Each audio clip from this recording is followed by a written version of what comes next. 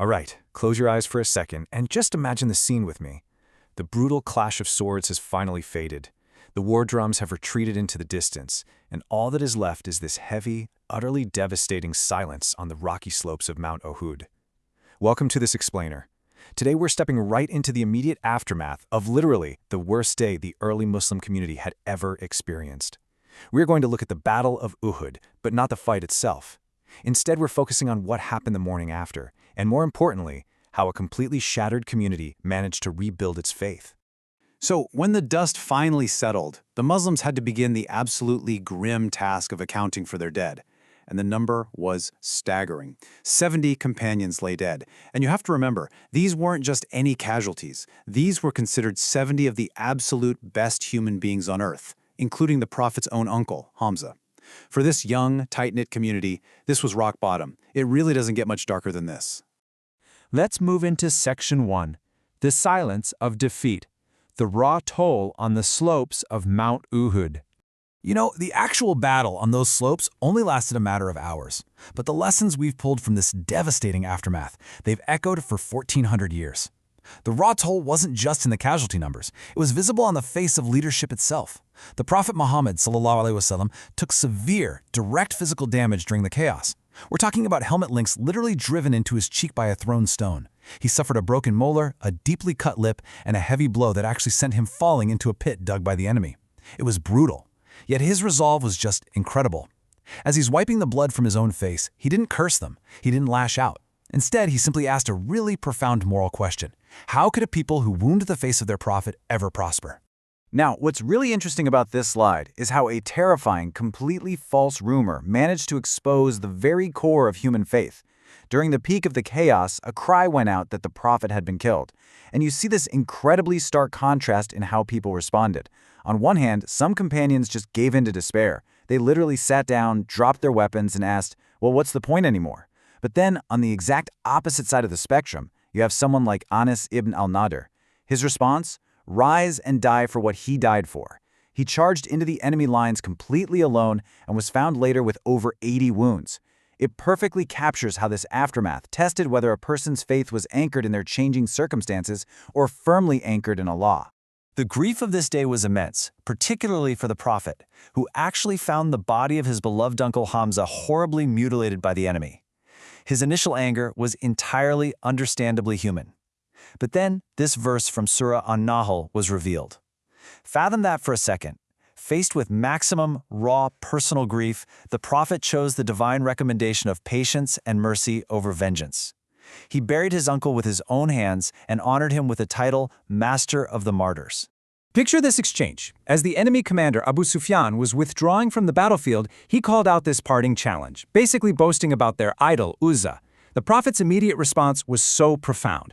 Allah is our protector. You have no protector. I mean, think about that. Even at absolute rock bottom, bleeding, surrounded by dead friends and family, his tawakkul, his absolute reliance on Allah, remained completely unshakable. Okay, let's dive into this next part. Section 2. The lesson of the archers, the divine diagnosis of defeat. So, after the decisive victory at Badr the year prior, the Quran didn't really need to explain much. Victory is kind of self-explanatory, right? But Uhud was entirely different. Over 60 verses in Surah Al-Imran dissect this single defeat. Think about that real estate. That sheer volume proves that failure requires deep, complex theological processing to understand not just what happened on the ground, but why it was allowed to happen in the first place. The entire turning point of the battle hinges on this one instruction. The Prophet stationed 50 archers up on a hill, Jabal al-Rumat, with an explicitly clear command. Even if you see birds eating our flesh, do not leave. I mean, talk about zero ambiguity. The instruction could not have been clearer. But as the Muslims initially pushed the enemy back, the enemy camp's spoils became visible, and human nature kicked in. 40 archers completely abandoned their post, running down the hill for the visible spoils of the world. Only their commander, Abdullah ibn Jubair, and 9 others stayed put, desiring the hereafter and choosing strict obedience. And that gap? That single breach in discipline allowed the enemy cavalry to sweep all the way around, flank the Muslims from behind, and turn what was basically a near victory into a devastating defeat. It's so easy to look at that and see a total disaster, but the Quran reframes this defeat entirely. It wasn't divine abandonment. It was a theological sieve. It was a class road. Allah allowed this defeat to distinguish the true believers from the fair weather ones, to burn away that hidden love for worldly spoils, and to teach the hard way that discipline and obedience are absolute prerequisites for victory. It also served to honor men like Hamza as martyrs, exposing these internal weaknesses now so the community could grow stronger for the future. So the crucial point is found right here in verse 165. When the companions were looking around, totally stunned, asking how this could possibly happen after they had won so definitively at Badr, the Quranic diagnosis was entirely uncompromising. Say, "It is from yourselves." The defeat didn't happen because the enemy was suddenly invincible. It stemmed directly from internal disobedience. Full stop. Which leads us to Section 3, Forgiveness and Recovery, how a shattered community rebuilt its faith. When the battle turned and they were flanked, panic naturally set in.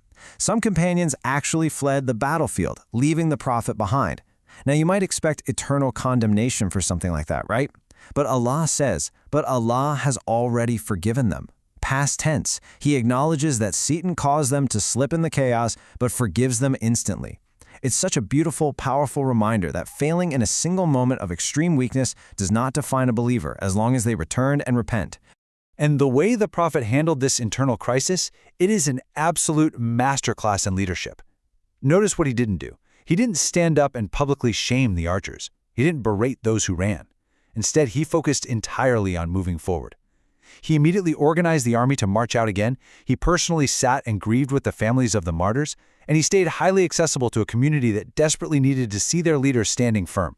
That rapid pursuit I just mentioned was called Hamra el-Asad. The very next morning, the Prophet ordered the wounded, totally exhausted survivors to march 8 miles in pursuit of the enemy. This is just brilliant. It was a massive psychological bluff. It totally confused the enemy, made them think the Muslims had fresh, hidden reserves, and prevented a second attack on Medina. But honestly, more importantly, it gave those grieving companions their agency back. It put them back on their feet. Let's move to and see how this builds into Section 4, 10 Timeless Lessons, applying the ultimate crucible to modern life. When we distill all the sources down, these first 5 lessons become incredibly clear. Number 1, obedience to the Prophet's guidance is strictly non-negotiable. 2, temptation, whether it's ancient war spoils or modern career status and wealth, will absolutely ruin victory if it distracts you from your core duty. 3, even painful defeats hold divine wisdom. They are classrooms for growth. 4, numbers don't matter as much as discipline. A few who obey are way stronger than a massive crowd that doesn't. And 5, literally anyone can look like a great leader in victory, but true leadership is revealed when everything falls apart. Rounding out the top 10, number 6, repentance is always accepted. Remember, those who fled were forgiven before they even fully returned. 7, life will always alternate between good days and bad days to test us. 8, true courage isn't the absence of fear. It's doing the right thing despite being terrified. 9, immense hardship isn't a sign of divine abandonment. It often honors the best people, just like it honored Hamza. And 10, processing failure together, honestly, and through faith builds the ultimate resilience for whatever trials come next. So I want to leave you with a direct question based on those archers. Think about your own life. When the worldly spoils are right there for the taking and your foundational duties suddenly seem, a little unimportant, will you leave your mountain?